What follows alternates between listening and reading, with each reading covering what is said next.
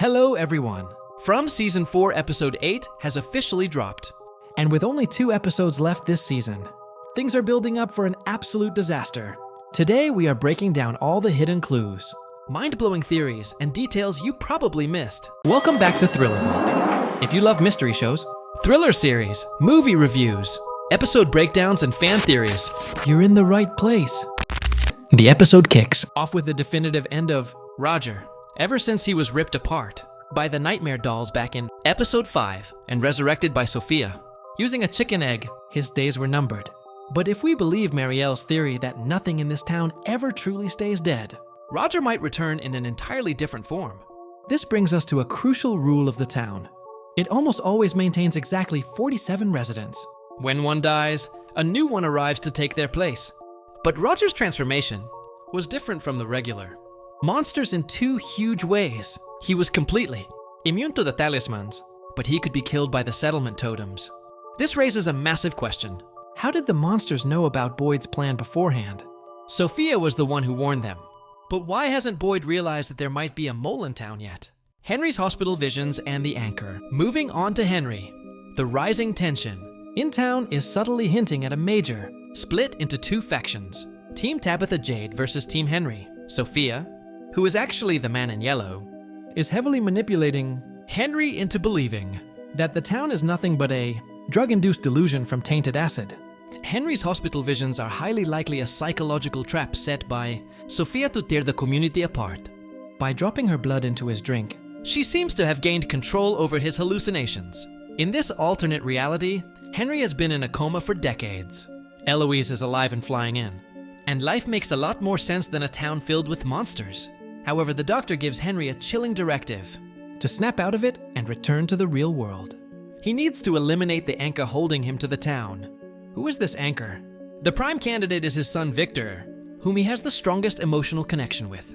The second option is Tabitha, the one who brought him to the town in the first place. Could Henry be manipulated into doing the unthinkable to save his family? Fatima's transformation, the Golem of Prague. Meanwhile, over at Colony House, Fatima's storyline is taking a dark, supernatural turn. After tapping into her connection with Smiley last episode to save Kenny, it's clear that giving birth to whatever she carried has permanently tethered their minds and feelings. But this power comes with a terrifying physical cost. Fatima's stomach is now covered in discolored, spider-like veins. When checked at the clinic, her blood pressure is staggering. She is literally turning into stone, or worse, transforming into one of the monsters. This ties perfectly into her mention of the Golem of Prague. The Golem was an entity created strictly to protect people, but its power eventually grew so corrupt and violent that it had to be destroyed. Is Fatima a living metaphor for this Golem?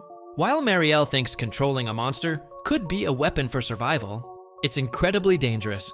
If Fatima can pilot Smiley, what's stopping Smiley from taking total control over Fatima and wreaking havoc inside the house? Victor's survival secrets and Ethan. Let's talk about Victor and Ethan.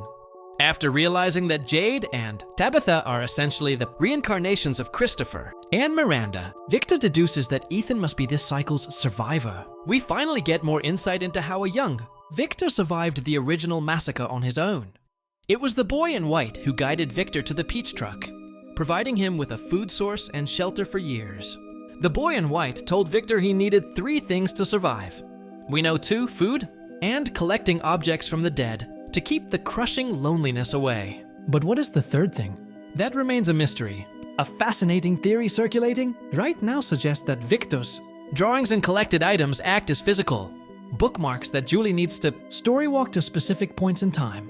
This effectively positions Victor as the lonely dragon from Ethan's book, The Keeper of Forgotten. Treasures that will ultimately provide the map for everyone to escape.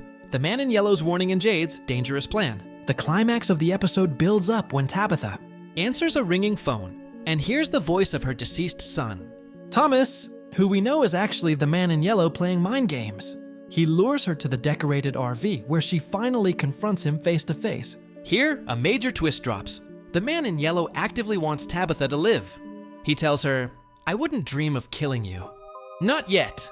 He needs her alive because her hope and her upcoming actions feed the forest's suffering.